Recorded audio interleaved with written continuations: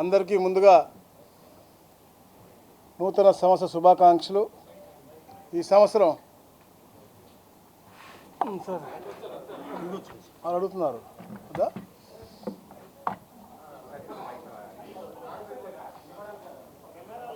అందరికీ నమస్కారం. ముందుగా అందరికి కూడా నూతన సంవత్సర శుభాకాంక్షలు. రాబోయే సంవత్సరం అంతా కూడా రాష్ట్రం సుభిక్షంగా ఉండాలి. ఏదైతే మన దార్శనికులు శ్రీ నారా చంద్రబాబు నాయుడు గారు ఎప్పుడు కూడా పేదవాడు బాగుండాలి, ఆర్థికంగా స్థిరపడాలి లక్ష్యంతో పనిచేస్తారో వారి యొక్క గైడెన్స్లో ప్రతి ఒక్క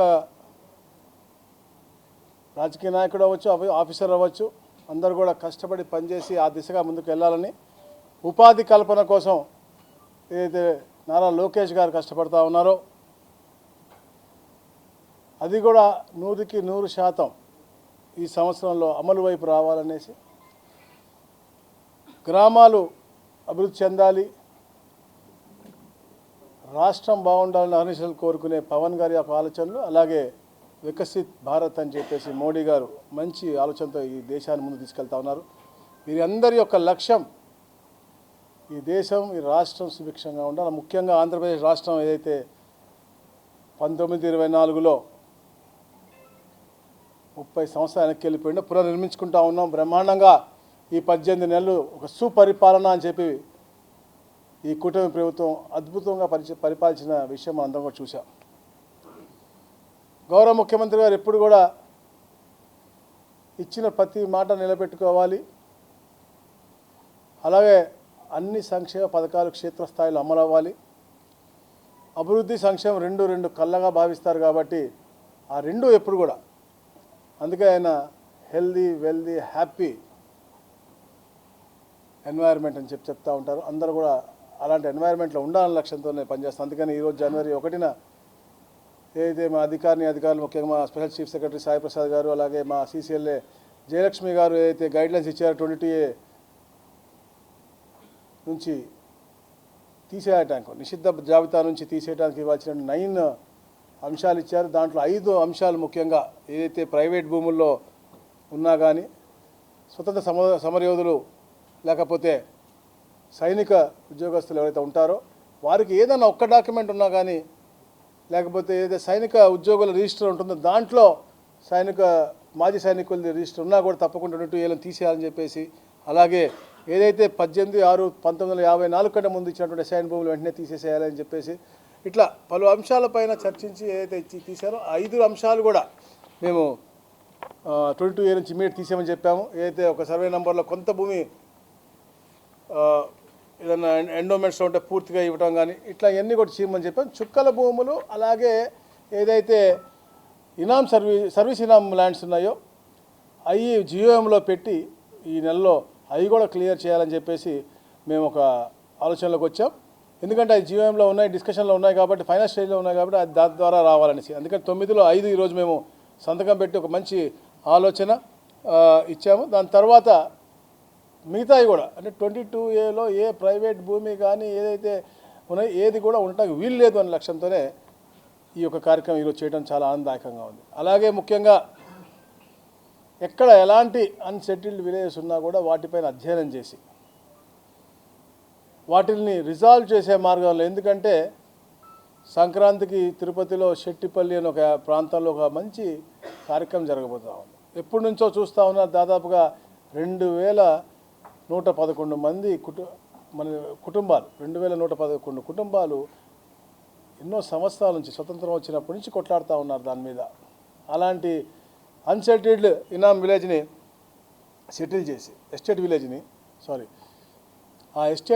సెటిల్ చేసి వాళ్ళతో 10 మార్లు అందరూ కూడా అధికారులు మేము సైతం అందరం కూడా కూర్చుని సాల్వ్ చేసి ఒక మంచి ల్యాండ్ పూలింగ్ సిస్టమ్ తీసుకొచ్చాం. గౌరవ ముఖ్యమంత్రి గారి దృష్టికి తీసుకెళ్ళినప్పుడు అద్భుతమైనటువంటి కార్యాచరణ తప్పకుండా చేయండి, రాష్ట్రంలో కూడా ఎక్కడైనా అలాంటి సమస్యలు ఉంటే వెంటనే పరిష్కరించాలని చెప్పేసి, అలాగా ఎవరికైతే రెసిడెన్షియల్ ప్లాట్లో వాళ్ళు ఉన్నారో వాళ్ళకి 50-50%గా, అలాగే 70-30 ఫర్ అగ్రికల్చర్ ల్యాండ్ కింద పెట్టి తద్వారా వచ్చే ల్యాండ్లో 65 ఎకరాలు తుడాకిచ్చి దాని ద్వారా ఆ ప్రాంతం అంతా అభివృద్ధి చేసే విధంగా 90 ఎకరాలు గవర్నమెంట్కి వచ్చే విధంగా, అంటే విన్ విన్ సిచ్యువేషన్లో ఒక అద్భుతమైనటువంటి కార్యాచరణ. అంటే ఒక పేదవాడు ఎప్పుడు ఇబ్బంది పడకూడదు, వాడు నివసిస్తున్న భూమి వాడికి హక్కు కల్పించే విధంగా ఈ యొక్క కార్యక్రమం చేయడం జరిగింది.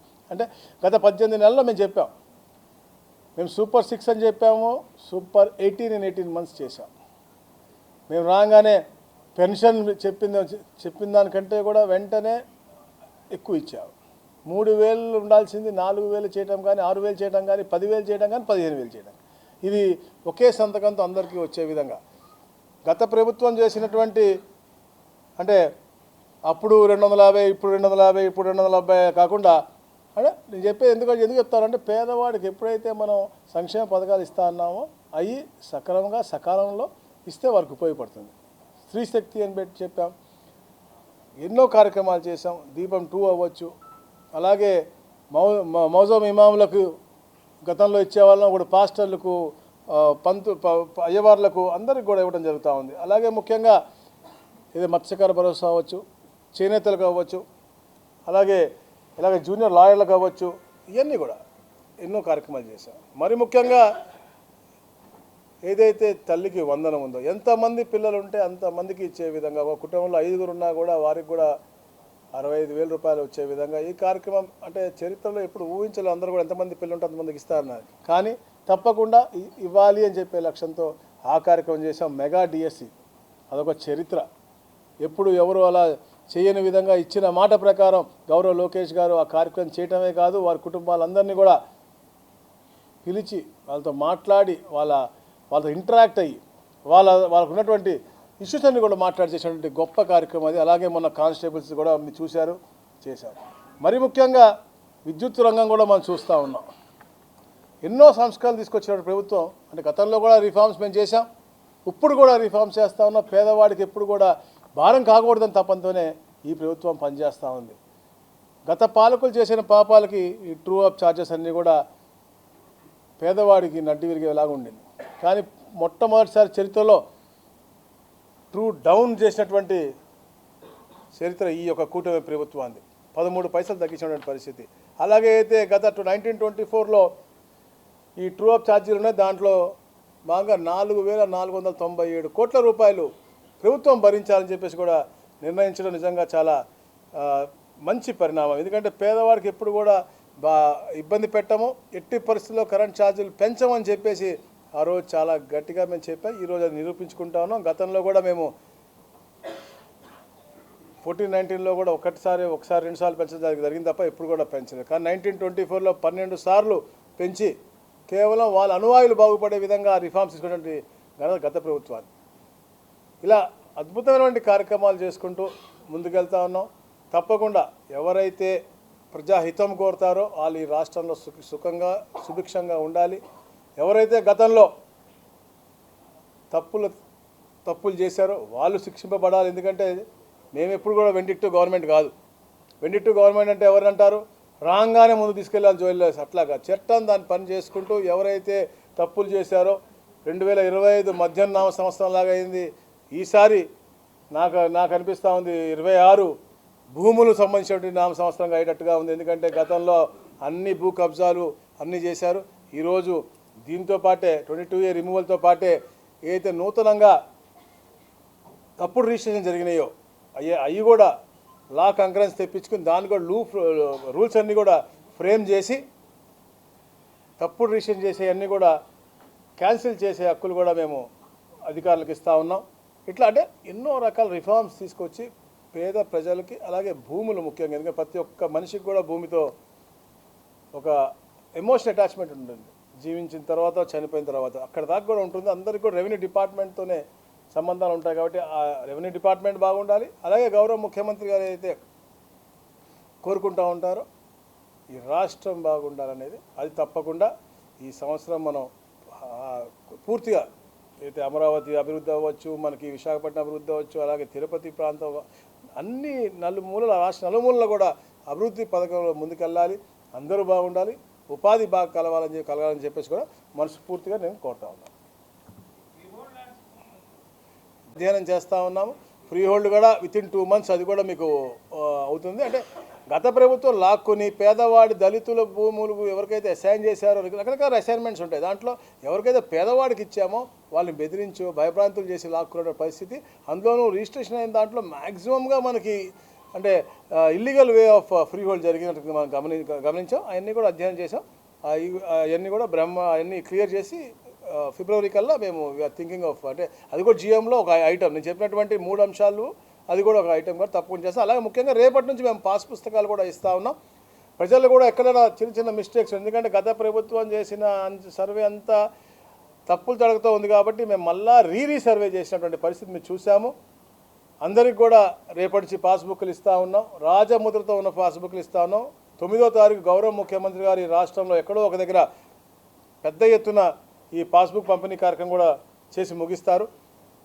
అయితే చిన్న చిన్న తప్పులు ఏమన్నా ఉన్నా అన్నీ లేకుండా రెక్టిఫై చేస్తూ ఉన్నాం. ఎందుకంటే గత పాలకులు చేసిన పాపానికి మనం చేస్తూ ఉన్నాం కాబట్టి ఉన్నా కూడా తప్పకుండా అధికారులు మీ ఇంటికి వచ్చే మీ పాస్బుక్లో ఏమైనా తప్పిదాలు ఉంటే అవి రెక్టిఫై చేస్తారు తప్ప ఎవరు కూడా ఆందోళన చెందాల్సిన అవసరం లేదు అని చెప్పేసి కూడా మీ ద్వారా నేను ప్రజలకు తెలియజేస్తా ఉన్నాను. అమరావతి సార్ మన గుంటూరు జిల్లా గతంలో ఉంది. అమరావతిని క్యాపిటల్ పేరు పెట్టారు. అలాగే క్యాపిటల్ పేరుని ఓల్డ్ అమరావతిని గుంటూరు జిల్లాలో కలిపి ఈ క్యాపిటల్లో పెట్టడానికి అవకాశం ఉందో లేదా సార్? అది ఇంకా చర్చకి రాని అంశము. మామూలుగా మీకేమన్నా పెట్టాలి అని కోరుకుంటే పెట్టండి. ఇప్పుడు పెనుగొండ వాసవి గారి అమ్మవారికి పుట్టి జన్మస్థలం పెట్టమని చెప్పి కోరారు. దాని మీద అధ్యయనం చేసాము, చేసి పెట్టాము. అట్లా పెట్టచ్చు, పెట్టకూడదని ఏం లేదు. బట్ అమరావతి మనం ఒక ప్రాంతం అని కాదు, ఈ అన్నిటికి కూడా ఒక చరిత్ర ఉన్న ప్రాంతం కాబట్టి ఆ పేరు అలా పెట్టామంతే. పెట్టచ్చు, తప్పేం లేదు. తప్పుడు రిజిస్ట్రేషన్ చేసిన వాటిని గుర్తించి వాటిని మళ్ళీ